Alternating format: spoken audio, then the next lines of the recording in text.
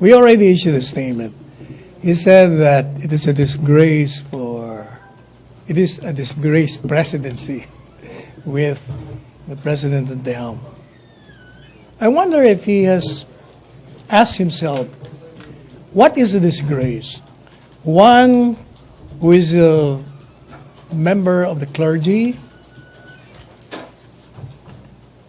making unsavory language against a man or against the president who is only doing his constitutional duty to serve and to protect the people?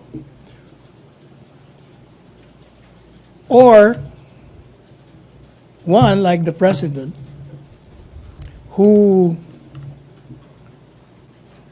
instead of throwing mad, would rather smile and joke about it. I think the good bishop is forgetting that Christ has taught us that if someone throws stones at you, then throw a piece of bread in return. That's Christian doctrine, and that is a teaching of the church. It appears that the good bishop is not practicing what he teaches and what he has learned in the seminary.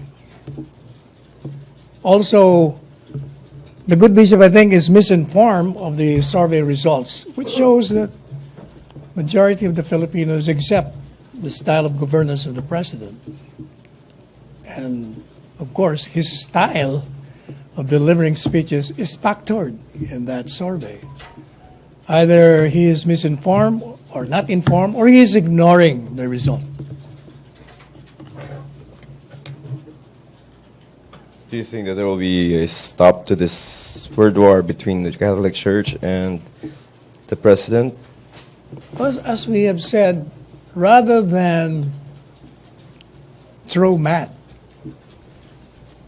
we must remember that all of us are parts of one whole, and the church should lead in the prayers for everyone, including the president, because the success of this president is the success of all of us.